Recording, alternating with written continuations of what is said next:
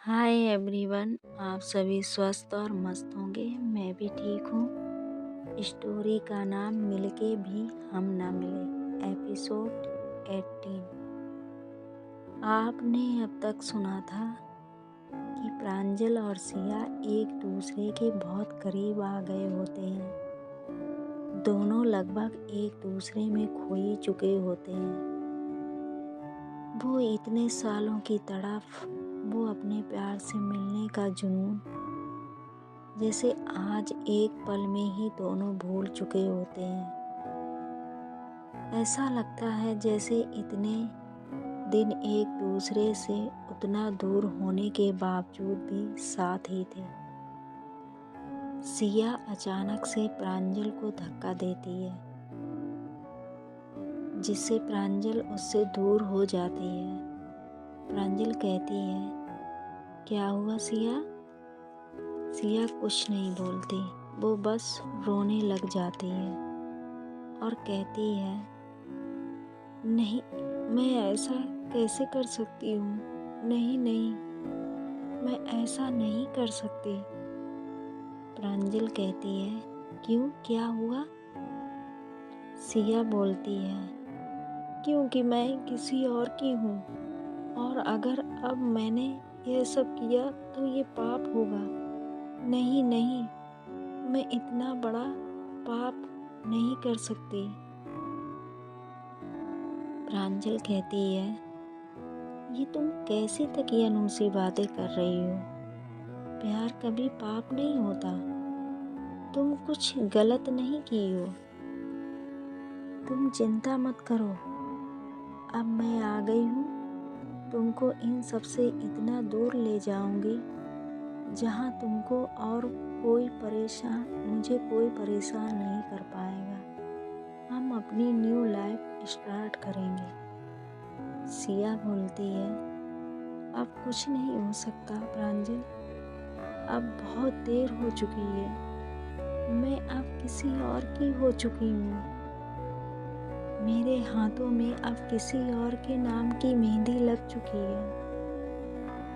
किसी और के नाम की हल्दी लगेगी आज। हम अब कभी साथ नहीं हो सकते। बहुत देर हो गया है, बहुत देर। और वो नीचे बैठ के रोने लग जाती है। प्रांजल को बहुत गुस्सा आता है। वो सिया को उठाती है और उसके हाथों को कसकर पकड़ती है और उन्हें झिझोड़ते हुए कहती है, क्या बोला तुमने? देर हो गई, यही कहा था ना?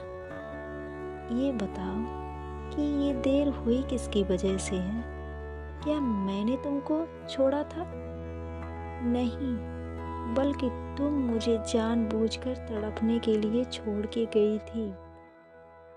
तो फिर इसमें मेरी वजह से कहाँ देर हुई है?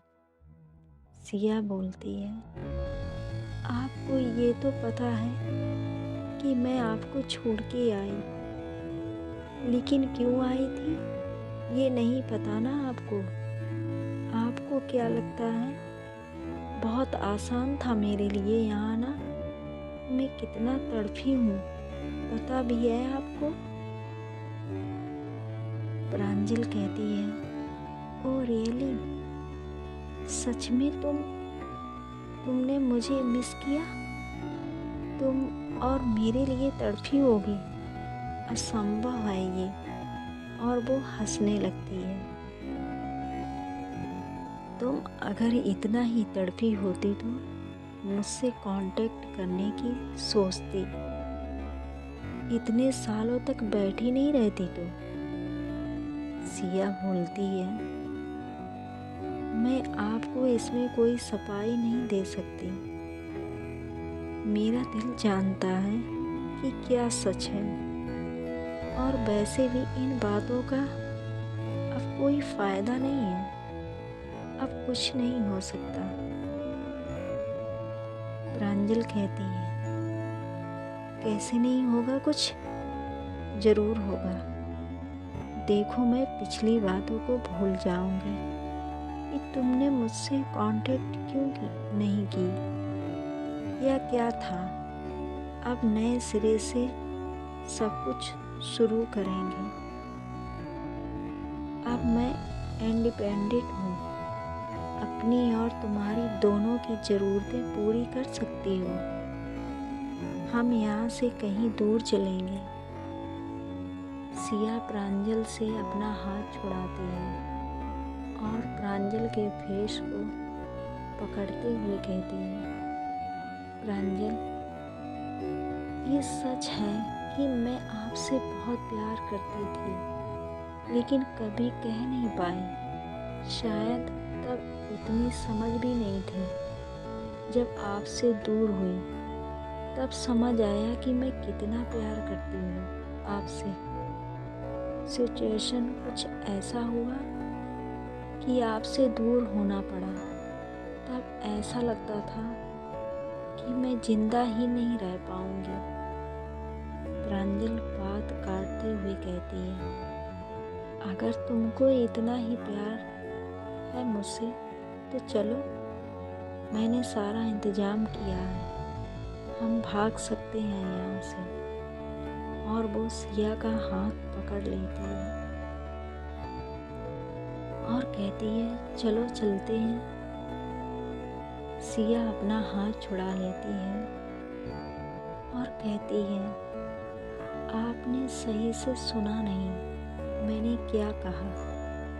मैंने कहा था प्यार करती थी, करती हूँ नहीं। मैं आपको अपना पास्ट मानकर भूल चुकी हूँ। आप भी भूल जाओ मुझे प्लीज़। प्रांजल कहती है, क्या बकवास कर रही हो तुम?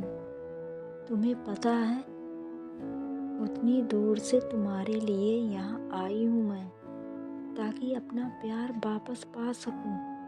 और तुम कह रही हो कि किसी और की हो। आज या तो मेरे साथ चलोगी या मेरी लाश पर चढ़कर अपने मंडप में जाओगी। ये कहकर वो रूम में बहुत तेजी से कुछ ढूंढने लगती है। उसे एक चाकू मिल जाता है। वो उसे अपने गले पर रख देती है और कहती है, अब बोलो, चलोगी या नहीं?